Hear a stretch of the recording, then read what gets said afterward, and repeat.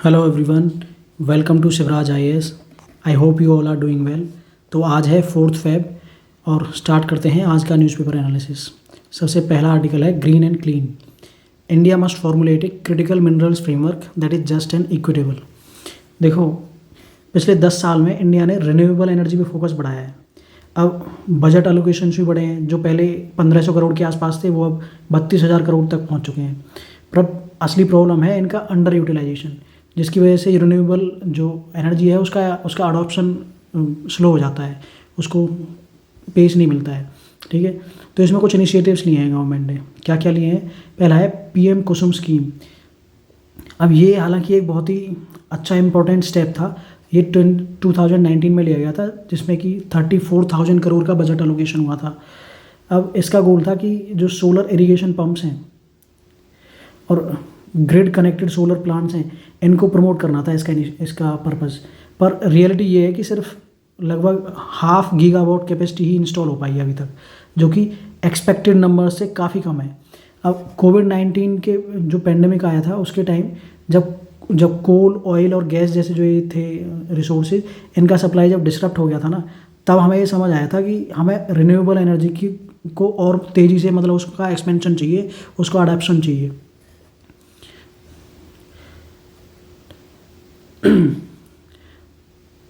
तो फिर इसके बाद फिर इंडिया ने जो COP26 हुआ था उसमें प्रॉमिस किया था कि 2027 तक 50% एनर्जी रिन्यूएबल से आएगी।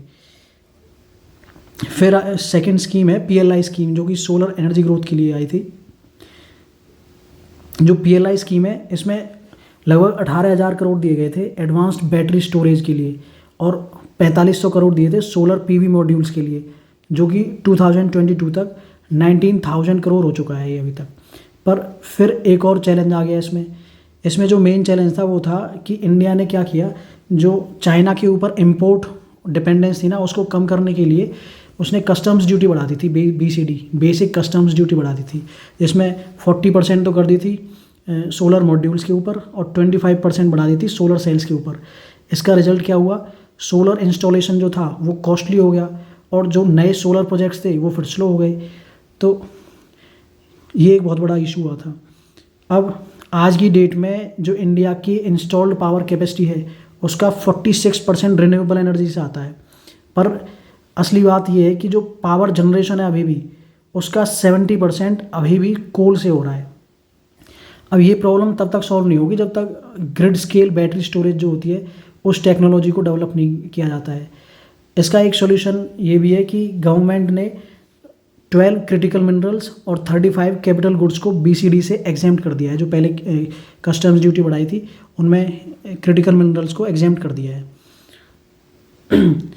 पर यह ज़रूरी है इसके साथ कि इंडिया एक स्ट्रक्चर्ड क्रिटिकल मिनरल्स पॉलिसी बनाए जो सोशली और एनवायरमेंटली जस्ट हो।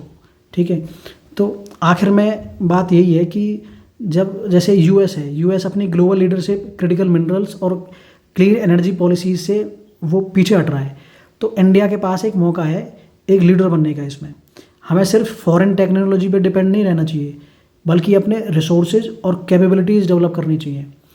तो जो रिन्यूएबल एनर्जी है इसका अगर हमें एम्बिशियस टारगेट्स को अचीव करना है तो एक कॉम्प्रिहेंसिव स्ट्रेटजी बनानी पड़ेगी, जिसमें कि जो बैलेंस करे पॉलिसी सपोर्ट, डोमेस्टिक प्रोडक्शन और रिसोर्स सस्टेनेबिलिटी को।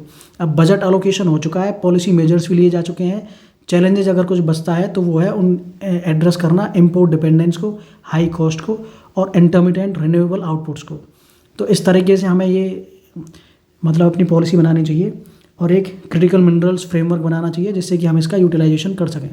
So this was all in this article. The kind of jobs needed for the विकसित भारत गोल। देखो, इस आर्टिकल में बात हुई है कि विकसित भारत बनाने के लिए किस तरह के जॉब्स क्रिएट करने की ज़रूरत है और बजट ने इसको कैसे एड्रेस किया है। देखो, जो प्राइवेट कंजम्पशन है उसको बूस्ट करने की ज़रूरत तो है अर्बन एरियाज़ में, नो डाउट। लेकिन क्या सिर्फ इससे लॉन्ग टर्म में आपको एम्प्लॉयमेंट मिल जाएगा लोगों को? नहीं, इसके लिए मतलब कुछ और चीज़ों पे फोकस करने की ज़रूरत है। 3 की एरियाज़ में जॉब्स डेवलप करने की ज़रूरत है। ठीक है, कौन कौन से हैं वो 3 एरियाज़? पहला है climate resilient jobs, AI resilient jobs और एस्पिरेशन सेंट्रिक जॉब्स। अब जो पहला है क्लाइमेट रेजिलियंट जॉब्स, देखो, आज जो क्लाइमेट चेंज है वो सिर्फ एनवायरनमेंट के लिए नहीं बल्कि इकोनॉमी के लिए भी एक बहुत बड़ा इशू बन चुका है। इंडिया 2019 में 7th मोस्ट अफेक्टेड कंट्री था इससे, क्लाइमेट चेंज से, और 2021 तक $159 बिलियन का लॉस क्लाइमेट डिजास्टर से हो चुका है इंडिया को। आगे चल के 2030 तक एडेप्टेशन कॉस्ट जो हैं वो $1 ट्रिलियन तक पहुंच सकती हैं। अब तो फिर इसलिए क्लाइमेट फ्रेंडली जॉब्स क्रिएट करना ज़रूरी हो गया है। एग्जाम्पल के लिए देखो, government net zero by 2070 achieve करना चाहती है, तो इसके लिए वो इलेक्ट्रिक व्हीकल्स और रिन्यूएबल एनर्जी पे फोकस कर रही है। अब एक मॉडल इसमें कहता है कि जिसमें जो स्टेट सब्सिडाइज्ड ई रिक्शॉज हैं ये दिए जाएं तो इससे 6 लाख जॉब्स क्रिएट हो सकते हैं। ठीक है, तो इस तरह की जॉब्स जो ये नया एनर्जी सेक्टर है क्लाइमेट रेजिलिएंट, उसमें जॉब्स क्रिएट की जा सकती हैं। ठीक है, दूसरा है एआई रेजिलिएंट जॉब्स। अब एआई का युग है, तो एआई से क्या हो रहा है, जॉब रिप्लेस हो रही हैं। मैकेंसे ग्लोबल इंस्टीट्यूट का कहना है कि नेक्स्ट 10 ईयर्स में 50% और जो जॉब्स हैं वो ऑटोमेशन के अंदर आ जाएंगी। ठीक है, और ऑलरेडी जो एआई है वो गूगल का 25% कोड लिख रहा है। ठीक है, और जो चैटबॉट्स हैं उनकी वजह से ले ऑफ्स हो रहे हैं इंडिया के अंदर ऑलरेडी। तो इसलिए हमें एआई रेजिस्टेंट जॉब्स इन पे ध्यान देना होगा। जैसे कि हमें एक्सपेंड करने की ज़रूरत है एजुकेशन सेक्टर को, हेल्थ केयर सेक्टर को, और भी बहुत सारे क्रिएटिव सेक्टर्स को जो ह्यूमन स्किल्स पे डिपेंडेंट हैं। तो गवर्नमेंट को ट्रेनिंग और अपस्किलिंग पे फोकस करना होगा ताकि हम एआई से इम्पैक्ट होने वाली जॉब्स का अल्टरनेटिव दे सकें। ठीक है, अब थर्ड है एस्पिरेशन सेंट्रिक जॉब्स। तो आज की जो यूथ है ना वो सिर्फ गवर्नमेंट जॉब्स और एंट्रेंस एग्जाम्स पे फोकस कर रही है क्योंकि उन्हें इकोनॉमिक इनसिक्योरिटी फील होती है। तो इस कल्चर को तोड़ने के लिए हमें क्या करना होगा, रूरल और सेमी अर्बन एरियाज़ में एस्पिरेशनल जॉब्स क्रिएट करनी होंगी। एग्जाम्पल के लिए जैसे national mission on edible oils है फॉर ऑयल सीड्स, ये लॉन्च किया गया था ऑयल सीड्स के लिए, जो इंडिया की 57% एडिबल ऑयल इंपोर्ट डिपेंडेंसी को कम करेगा और लोकल फूड प्रोसेसिंग और फार्मिंग जॉब्स बढ़ाने में इसकी हेल्प रहेगी। ये काफ़ी हेल्पफुल रहेगा। तो ऐसे ही इंफ्रास्ट्रक्चर और फूड प्रोसेसिंग सेक्टर में 2 मिलियन जॉब्स जनरेट किए जा सकते हैं। ठीक है ना, तो ये 3 चीज़ें हैं जिसमें हमें एक्सपेंशन की ज़रूरत है। तो शॉर्ट टर्म जॉब्स तो अर्बन रिटेल और कंज्यूमर जो है वो कंज्यूमर डिमांड बढ़ाने से बढ़ सकती हैं, लेकिन लॉन्ग टर्म सक्सेस के लिए क्लाइमेट फ्रेंडली, एआई प्रूफ और एस्पिरेशनल सेंट्रिक जॉब्स बनाना ज़रूरी है। अगर हम ये स्ट्रेटजी अडॉप्ट करते हैं तो इंडिया सिर्फ एम्प्लॉयमेंट क्राइसिस सॉल्व नहीं करेगा बल्कि एक ग्लोबल इकोनॉमिक पावर हाउस भी बन सकता है इस मामले में। So this was all in this article. Now the next article is how will the government produce the required fuel ethanol. देखो, एथेनॉल ब्लेंडिंग का जो टारगेट है इंडिया का कि पेट्रोल में 20% एथेनॉल मिक्स किया जाए, ये टारगेट 1 साल पहले ही कंप्लीट होने वाला है। इसके लिए 1100 करोड़ लीटर्स एथेनॉल की ज़रूरत होगी जो कि अवेलेबल है। अब सवाल उठता है ये जो एथेनॉल है आएगा कहाँ से। देखो, आता कहाँ से है, सबसे बड़ा सोर्स होता है शुगर और मोलासिस। ठीक है, लेकिन जब ये कम होती है तब राइस और मेज़ का यूज़ कर लिया जाता है इसके लिए।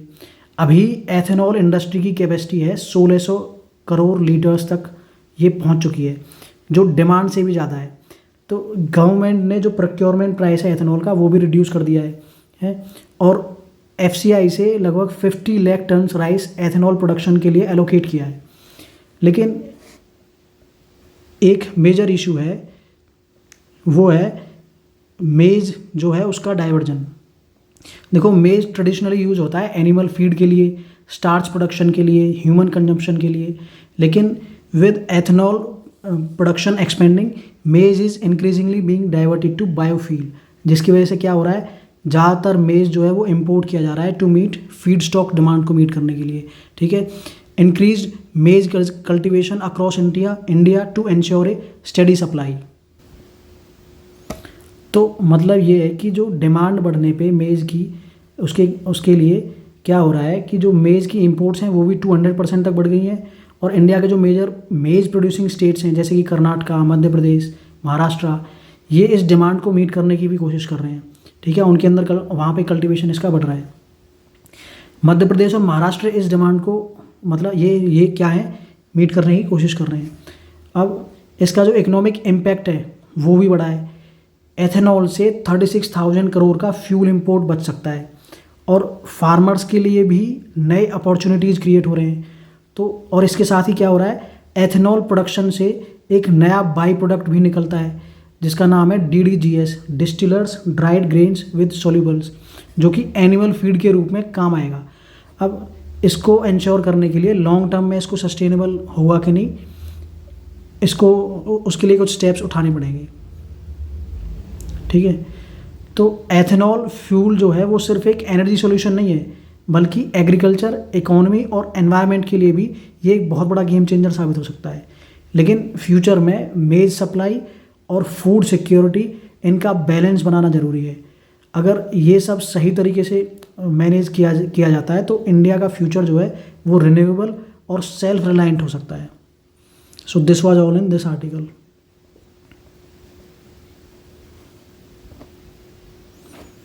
तो इस आर्टिकल में बात हुई है the promises and problems of using bacteria against plastic. Plastic को ब्रेक डाउन करने के लिए कुछ बैक्टीरिया डेवलप किए हैं साइंटिस्ट ने, उसके बारे में है। देखो, अभी तक दुनिया में 8.3 बिलियन टन्स प्लास्टिक बन चुका है और सिर्फ 10% रिसाइकिल होता है इसमें से। बाकी का जो प्लास्टिक है वो या तो सड़कों पे पड़ा होता है, समुद्रों में पड़ा होता है या फिर जंगलों में चला जाता है। क्योंकि ये जो प्लास्टिक है इसकी ड्यूरेबिलिटी मतलब काफ़ी लंबी होती है और तो इसको तोड़ना थोड़ा मुश्किल होता है। लेकिन जो बैक्टीरिया है ये प्लास्टिक के सॉल्यूशन के रूप में उभरे हैं। साइंटिस्ट ने मतलब एक ऐसा बैक्टीरिया डिस्कवर किया है जो प्लास्टिक को तोड़ सकता है, उसको ब्रेक डाउन कर सकता है। 2016 में एक बैक्टीरिया मिला था जो कि PET प्लास्टिक को ब्रेक डाउन कर सकता है। अब ये कुछ एंजाइम्स रिलीज करता है जो प्लास्टिक को छोटे मॉलिक्यूल्स में तोड़ देते हैं और एक नए एंजाइम को मॉडिफाई करके साइंटिस्ट ने सिर्फ 17 घंटों में 90% प्लास्टिक को ब्रेक डाउन करने का एक रिकॉर्ड किया है। ठीक है, अब इसमें चैलेंजेस क्या है और क्या ये मतलब हर टाइप के प्लास्टिक के लिए ये काम करेगा। देखो, अभी इसमें कुछ प्रॉब्लम्स हैं। ये जो बैक्टीरिया है ये सिर्फ कुछ स्पेसिफिक प्लास्टिक्स को ही तोड़ सकता है जैसे कि PET, और जो मल्टीलेयर प्लास्टिक्स होती हैं या फिर पॉलीयूरेथेन होता है, ऐसे मटेरियल्स को तोड़ना अभी मुश्किल है। इसके अलावा क्या है, बैक्टीरिया को कंट्रोल्ड टेम्परेचर और कंडीशंस चाहिए जो मतलब जिसमें एक काम करता है, जो कि लार्ज स्केल इम्प्लीमेंटेशन के दौरान ये मुश्किल हो जाता है इसको मेंटेन करना। ठीक है,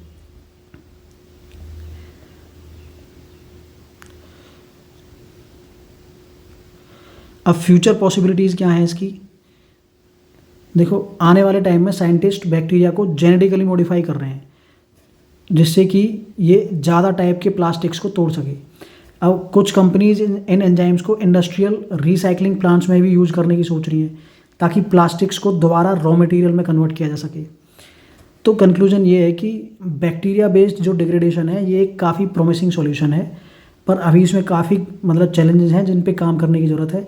अगर साइंस और टेक्नोलॉजी सही डायरेक्शन में इसमें आगे बढ़ती हैं तो हो सकता है कि आने वाले टाइम में प्लास्टिक पोल्यूशन का एक परमानेंट सॉल्यूशन हमें मिल सके। So this was all in this article.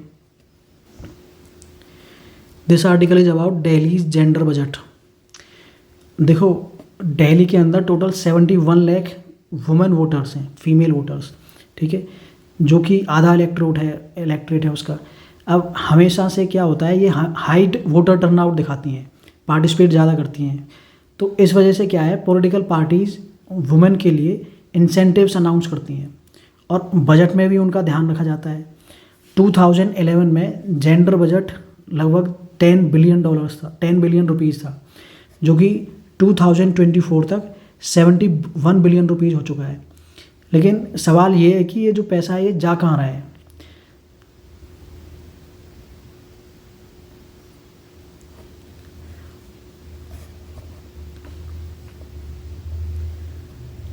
देखो, पहले एजुकेशन का हिस्सा 54% था इसमें, लेकिन अब सिर्फ 27% है।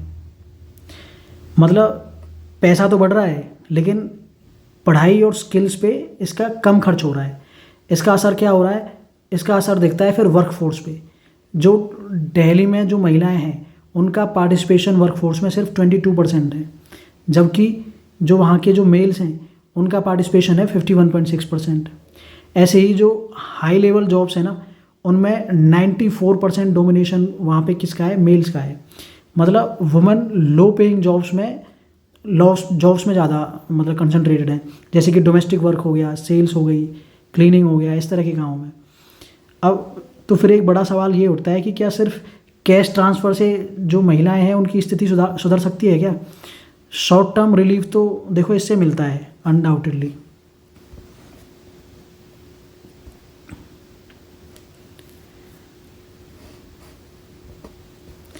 देखो शॉर्ट टर्म में तो इससे रिलीफ मिलता है, लेकिन लॉन्ग टर्म में अगर एम्पावरमेंट करना है तो उसके लिए एजुकेशन, स्किल ट्रेनिंग और प्रोफेशनल ग्रोथ पे ध्यान देना चाहिए गवर्नमेंट को। इसलिए एक्सपर्ट्स कह रहे हैं कि बजट का फोकस जो है वो एजुकेशन और एम्प्लॉयमेंट क्रिएशन पर होना चाहिए, ताकि जो वुमेन है उन्हें हाई स्किल्ड जॉब्स में उनका पार्टिसिपेशन बढ़ सके। तो यही सब बात हुई है। जो अभी रिसेंटली चल रहा है ना कि हाँ कैश ट्रांसफर्स की बात चल रही है इलेक्शंस में, तो उसका कोई ज़्यादा इम्पैक्ट नहीं होता है। वो शॉर्ट टर्म में तो वो बेनिफिट करता है, लेकिन लॉन्ग टर्म में अगर उनका पार्टिसिपेशन बढ़ाना है तो उनके जॉब पार्टिसिपेशन पे ध्यान देना होगा, उनके एजुकेशन पे ध्यान देना चाहिए। So this was all in this article. That's all for today. Thank you so much.